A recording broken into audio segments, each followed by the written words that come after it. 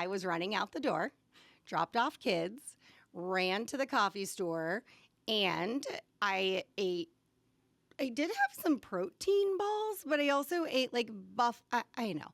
That's why you love balls. I love balls. Peanut butter, a little honey. But I also ate a bag of like Buffalo Wild Wing like chips alongside it. It happened. They're really good. They were right there, and that's what I had for breakfast. Not only that, the protein, the chips, but I inhaled them in probably 2 minutes. Oh, that is so not on brand for you, but it is so like such a common experience where we end up just on the go as women, kind of eating scraps along the way or getting to the point where we are like so hungry, we're starving, and we're like, I'll just eat whatever shit is available.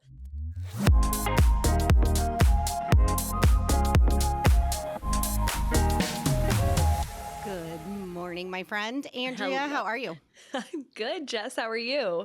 I was like, my friend, Andrea. I know. Well, you knew that I really wanted you to say my name. I know. That's exactly what just happened. Are you ready? Say my name. Say my name. I did it this time. Roles, but you can like actually sing. Well, I didn't really do it there. It's okay. I can't. Good, because it will highlight how bad I am. No, if you really, actually sing. It's just like I do. Jessica's referring to the fact that I do sing in a band. And I sing at my church, and I sing lots of places. I'm actually going to start singing in a duo soon. It might be a trio. So I sing a lot. This is all new information for me too. I know. Well, more places that you can come see me sing, which would be fun. Which is funny because it's also another thing you're adding to your plate. Well, I'm not a reasonable person. I never said that I was. I never said I was a reasonable person. No. You want to know what's funny? I think I just added something to my plate this week too. What? Okay. I got asked to, so in Illinois, we now have a girls' flag football is a thing. Did you know that? Did you know that, Andrea? Mm-mm. Yeah, it's a thing, like girls' flag football. So my daughter is a gymnast. Mm-hmm. So during the summer, she can do a couple other sports, but gymnastics takes up her life. However, she asked me if she could do flag football this year with her friends. And I'm like, girl, you do it. I am a diehard football fan. I grew up watching football. I am like, it is my thing. So I get an email from the commissioner who I don't know, but the other commissioner happens to be a friend and an avid listener. Thanks, friend, for giving my name. And saying, we need another head coach. So like, well, I know one of the people, one of my friends, who's in, what's going on? And she's like, you didn't. I'm just announcing it to the world. She's like, don't tell anybody I sent you this. But yeah, so sorry, friend. I just announced it to the world. But I'm like, okay, it's all men coaching these girls, which is a little intimidating for me because I've never coached football, for starters, even though I know it. And so I've been sitting on, do I head coach? So then I know. You'll be proud, maybe. I asked about the time commitment and what it looked like. It is a lot more than I'm able to commit to, but I did agree to be an assistant coach. Oh, no. But I also really like football. But then I was like, oh, my God, okay. If I'm a head coach and my team is horrible, I don't know that I will deal with that well. I don't like to lose. I do not do things that I'm not good at. Anybody who knows me knows that. They're like, you're good at everything. I'm like, no, I'm not. I only just do things I'm good at. But I am going to be an assistant coach. I haven't even told my daughter yet. Yeah. So, yeah. Jessica, Honest Women podcast, co-host, therapist, assistant, flag football coach. I'm just laughing at this. I couldn't even keep my face straight while you were telling your story because the idea that my daughter would play flag football is so insane. We have tried multiple sports with her. We've done soccer. We've done, I don't know, other sports with balls. This will be important with what I'm about to say. There's usually balls in this sport, but now they're actually adding. I can't go there. So we've tried to get her involved in something sporty, and it just hasn't clicked. And some of this is because she's been injured doing sports. And one of her first injuries was just observing my husband and my brother-in-law, they were trying to do a dude perfect basketball shot, like a long distance basketball shot.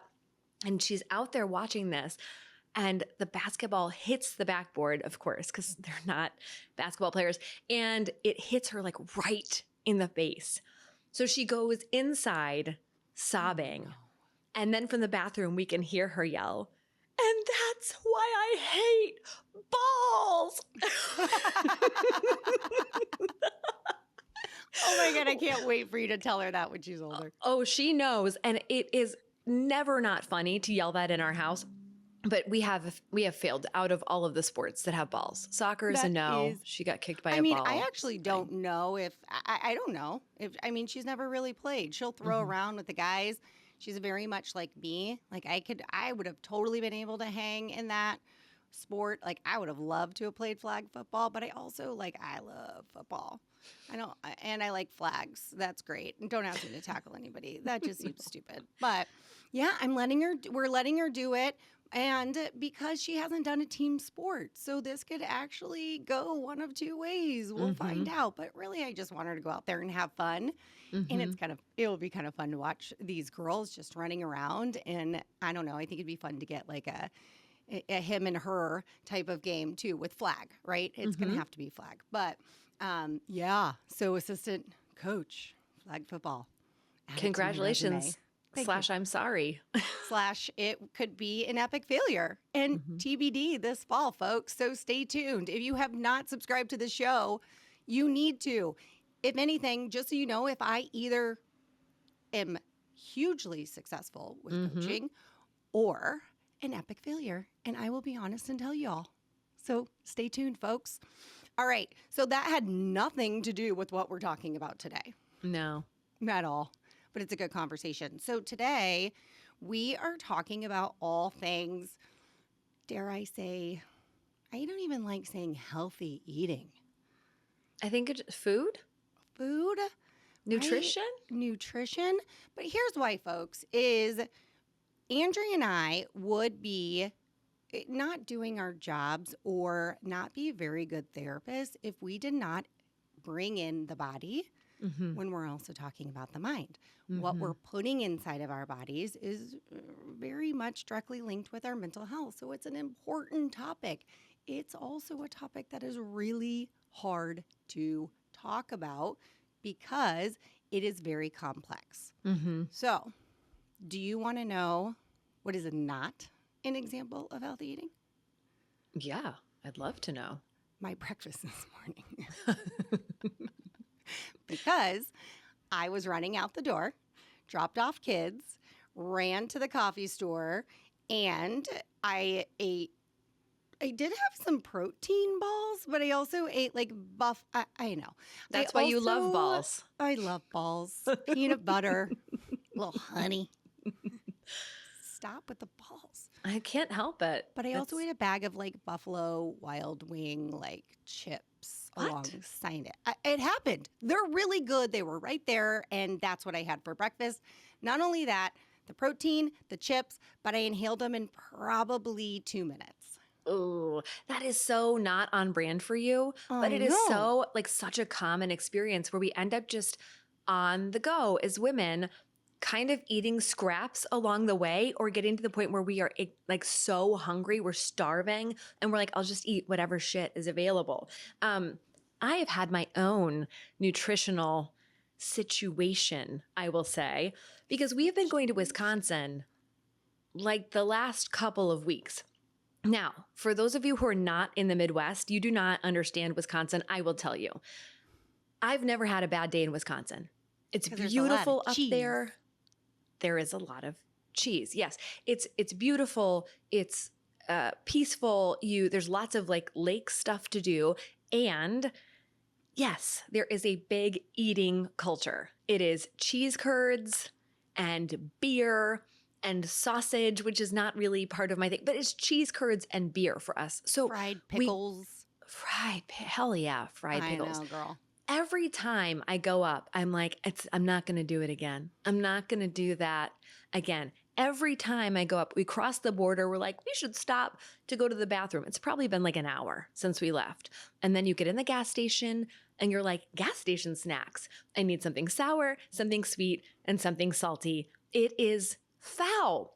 I'm eating these things, Sour Patch Kids and Reese's and whatever, and I can feel my body like disintegrating from the inside.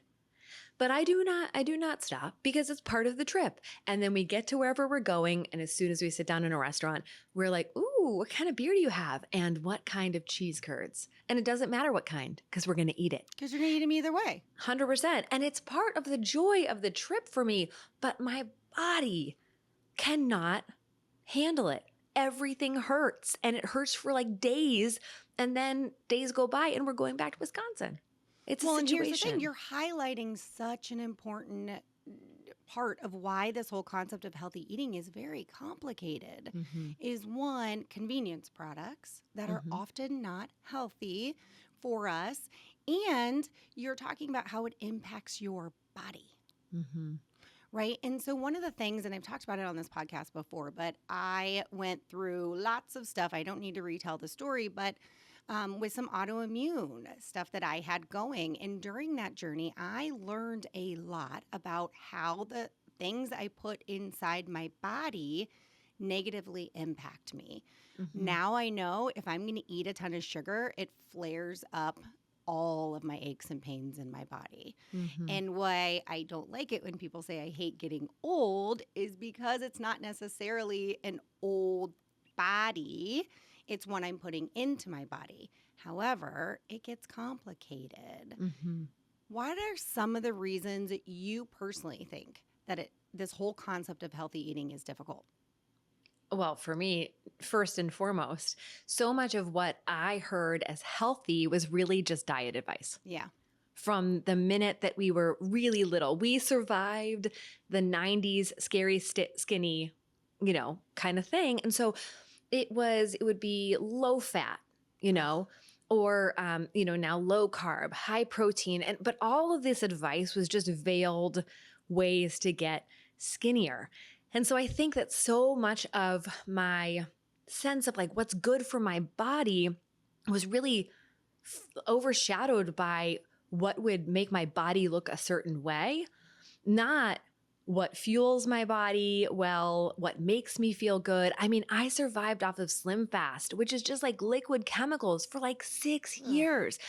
And that was my formational time of eating. It was doing that and then doing the things that normal teenagers would do, like go and eat chips and queso. And that was the weird world that I lived in for a really long time. And so I feel like the biggest thing for me is that it's only now in my late 30s, early 40s that I'm starting to ask the question of like, what does my body need to feel good and function well versus what new diet can I get on?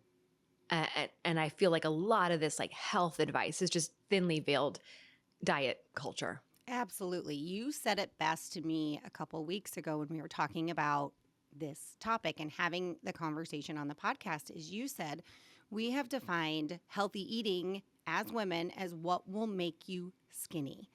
And you said that and it was like, whoa, light bulb moment for me as a woman because it is so true. And I think that's why I hate saying the words healthy eating is because I automatically go to what will make you thin, what will make you look a certain way. Right. It's like a behavioral conditioning inside my brain versus how can we change the way we're saying things that it's what do we fuel our body with to just feel good, to have energy, to not be in pain, to not stand up and be like, ooh, my knees hurt. Right. It was a couple weeks ago, I had family in town and it was just, we were on the go the whole time. We had everything going. And I just ate all the things that I know my body doesn't respond well to. I want to say it that way because it, again, is not about healthy or unhealthy necessarily. It's just I knew how it was going to impact my body. Andrea, I kid you not. It was at least a week, if not a week and a half, until my body just felt like mine. Yeah. I was lethargic. I was fatigued. struggled to work out because it hurt, Yeah. like the aches and the pains, right? And I'm like, how are we not talking about this on a broader basis, not in Mm-hmm. realm of body image, but in the realm of what makes you feel good, Mm-hmm. energy, not hurting. Right.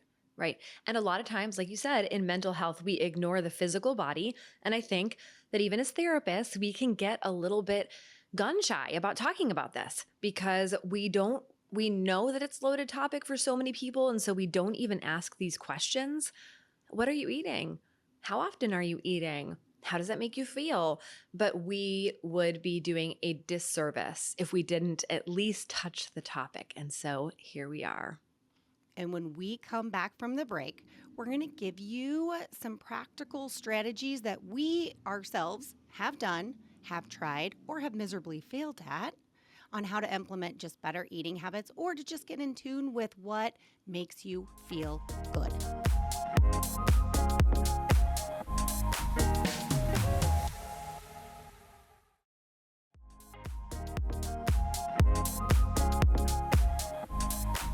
All right, our dear listeners, we would be such hypocrites and we would be lying to you if we didn't call out that what we're putting in our body is directly impacting our mental health.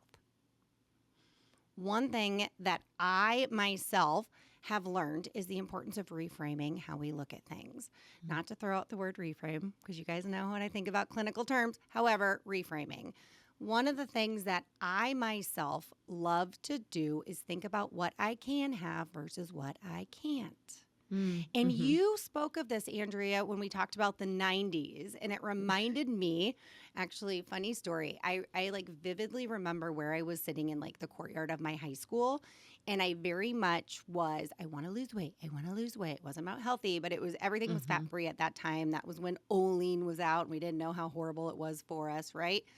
I remember at lunch trying to just eat this small bag of fat free pretzels. And that's Mm-hmm. all I was going to have that day Mm-hmm. so that I could try to get skinnier. And it made me think about how much we look at depriving ourselves Mm-hmm. versus that's not what it's about. It's not about deprivation. It's about what can we have to fuel our bodies. Yeah, and I think this is a good way to cut through some of the noise that we have in the healthy eating space. I confess that I am following some fitness influencers. Thankfully, they are for women over 40 and it's all about building muscle, but that also means that a lot of times it's these rules, right? Like you need this many grams of protein or you need to have this mineral that you don't get or you need to have this and this and this. And if I start to feel so overwhelmed by all of the things I need, like I'll be like, oh my God, I didn't even know about selenium. I need to eat 2 Brazil nuts a day. Like it becomes kind of bizarre and overwhelming. But I think that the way to cut through that noise is by starting to just add things that are healthy and that make you feel good, right? Like I know, we all know that when I eat vegetables, that's doing something important. Do I know exactly what? No. Sometimes my kids will ask me, I have to Google it at the table. Like, yes, celery is a part of, it has this vitamin or this mineral. It doesn't matter, right? I know that adding vegetables, that adding fruit, that for me, I like animal protein, that adding meat, some people don't, that's okay. But those things make me feel good. And it's so much better than being like having this long list of things either I can't eat or a long list of things that I must eat because that just becomes so fucking complicated. And we need to make this a lot simpler. Well, I think you have to redefine your why. Mm-hmm. Why do I want to put different foods in my body? Why do I want to be mindful of this? And if the why is like mine back in the 90s of I want to get skinnier, it is not the right why, Yeah, it'll right? lead you down the wrong path. It will It will yes. make you eat things that don't help your body to function well. Yeah, and it's not about how it makes you look, it's how it makes you feel. Mm-hmm. How it makes you feel. And getting too rigid with it, which I learned really, really caused me a lot of distress. When I was going through, kind of working through to heal my body from all of the autoimmune stuff, I got told, here's what you need to do for a short amount of time. It was very, very rigid. And I remember being in the kitchen at one point, like prepping everything and doing everything I needed to do. And my husband coming in and saying, do you ever think like the high amount of stress this is causing you is counterproductive to like what you're doing? Mm-hmm. And I probably didn't say yes very nicely. You're like, shut it. No, you're totally I was wrong. like, go away. Yeah. But to be fair, he was accurate. Mm-hmm. And I think I later had a conversation with him, and he's like, if you are going to be that rigid about it, I don't know. I'm watching how stressed out and how upset you're getting about everything, and it just doesn't seem healthy for your mental health. Mm-hmm. And that's where I go back to the 80-20 rule, right? And I started doing it then when I was trying to heal my body with I have I might as well just kind of throw out. I have like some mixed connective tissue autoimmune stuff that was kind of like a pre-lupus that I wanted to stop before going. So it was really about inflammation within my body and not having a substantial amount of joint pain. And I was in a lot of pain and I was feeling very sick. So that's where I was doing anything and everything to just heal my body. But the cortisol levels with being too rigid did not help things. So I'm a solid 80-20 in my house and with my family, where 80% of what I try to fuel my body with, I know is going to help me do the things I want to do. Go do things with my kids, run around with my kids, go work out and not be in a lot of pain, not be fatigued. And the other 20%, oh man, it is anything and everything. 80-20, because I also don't want to get to a place where I'm eating something like I love gummy bears, you guys. Like, love gummies. Sugar is kryptonite, and we can tell you why. Sugar is so bad for your body, but it's also really good 20% of the time. Yeah, I mean, gummy bears for real though, like I would not shoot my shot on gummy bears. Dude, if I was going to have something, that was not ideal, like I would never, ever choose gummy bears. Oh, I know. Do you know that I put gummy bears on my non-dairy ice cream because the other makes me sick? I'm telling you, I got lots of fun facts about me. Oh gosh. Yeah, no, I wouldn't shoot my shot on that. I like the 80-20 rule though. This idea that, we're not aiming for some sort of perfection because, again, as a frequent dieter, I've done things that are so restrictive, like a Whole30, which again, it's a lovely way to live if I had a personal chef and if I had unlimited time in the world and if I had, again, all of the money that I could put into that to just eat a very intensive, like it takes intensive prep for me to do that. But doing something like that, it is literally the idea is that you will not deviate from these rules for 30 days. And there's a real sense. I remember getting to like day, 18 and, eating something off the plan or wanting to, and then being like, well, the whole thing's scrapped. And I think that a lot of us struggle with black and white thinking, with a sense of being good or bad or, succeeding or failing. And that is something I'm trying to move away from in my 40s because that's just no way to live, that you have a list of things that make you as a human good or bad, that you have if you want to have chocolate or if you're like Jessica and being weird and want to have gummy bears, that you're suddenly bad. No, it's just Or it's like just those nerd gummy clusters. How weird is that? Ew. Oh, I love them. A little crunch, a little like gummy. I know. I'm not a chocolate girl. That's part of the problem. That is like gas station food next level. Nerd gummy clusters. Girl, do not let me in the gas station. I have to be like blinders on, blinders on, blinders on, because I am like, you guys don't even want to see a solid sugar bender that I can go on. I mean I am like, do. You should see it. I mean, I'm like a 6-year-old sometimes where I'm like, I'm like, oh my God, I'm so sick to my stomach. And I just keep going. It is It's actually, Anna, my daughter, will sometimes say to me, she'll be like, did you do it again, Mom? Yes, I ate too many gummy bears. She's like, you always do that. I'm like, I know. I know they call us out so hard. I also think, and I'm just going to go there, You said it. sugar bender. I think we should mention bender. What Alcohol kind is of a bender? mixed bag, Oh, I was like, guys. what kind of bender are we on? Alcohol. Oh, I okay. mean, and other substances. Alcohol is a mixed bag. We have a very, very heavy drinking culture. And we did a whole episode on this at the beginning of the year, which I loved, on We women got to and do it again. alcohol. We do. But definitely we'll put that in the show notes. You can go back and listen to it. But alcohol is a mixed bag. And I think, again, it's almost like a golden calf that in our society, we don't even touch it. You can't even talk about alcohol. And we need to, because it's not helping your body. Do I still drink? 100% I do.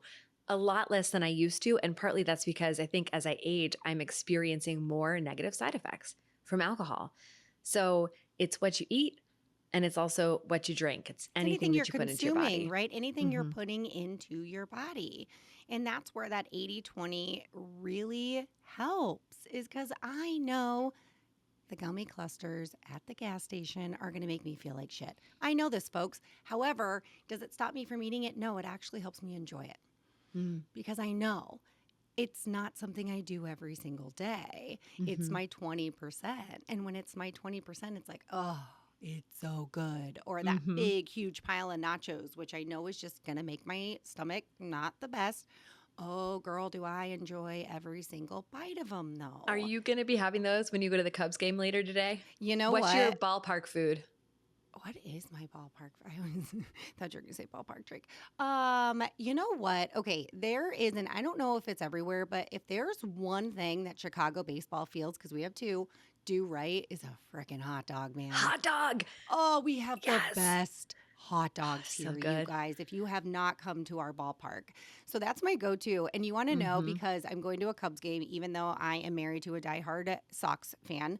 Oh, wow. Oh yeah, we're a White Sox family, but we also live on the Northwest. And we live in the burbs where it's all Cubbies. I'm from Mhm. Colorado, I don't care. But we do good hot dogs. I will also say go to Wrigley, because Wrigley has, of course, like non-dairy ice cream. How bougie is that? It's very bougie. How bougie. And it's funny because I eat like the non-dairy ice cream when I go to Wrigley, and my husband will gently remind me of how many times I went to the Taco Bell that was across the street when we lived right over there. And I'm like, touche. That was a while ago. I wish I was still going there, but yeah, it happens. One last thing I want us all to keep in mind is that so often what we are doing is taking care of everyone around us and not ourselves. This is absolutely the case when we had tiny little children, and I would make them a sandwich or something. I'd make them something that felt appropriate for them. And then I would cut the crust of the sandwich and just eat the crust. And friends, we deserve so much better than that.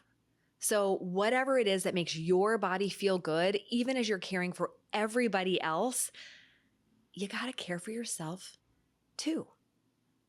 So, those are our main highlights on eating. See, that wasn't so bad, right? I don't think it was bad. I think we did a really good job of talking about the importance of healthy eating and defining it by how it makes us feel. Yeah. And I'd love to hear from you, our listeners, about what this brought up for you, right? Like, were we able to touch it without it turning into a thing? Did it still make you feel kind of squirrely? Or are you like, yeah, that sounds nice, but I'm going to dig into my gummy nerds like Jess? But the show is not over. So we are coming back in just a minute with our new favorite segment, Love It or Hate It.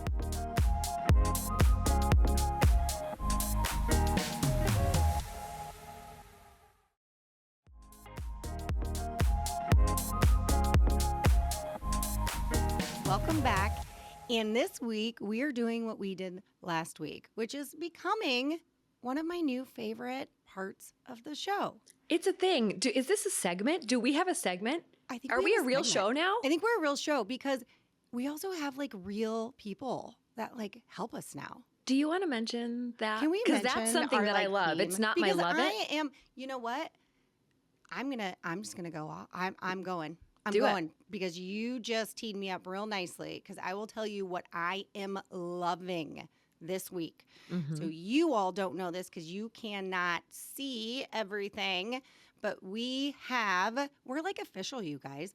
We have like this kick-ass team behind us, and Mm-hmm. we have our new producer, Casey, and our new editor on with us now. And I will tell you that I am loving it. Obsessed. You know It's what? the I am best. actually 100% loving something. Yes.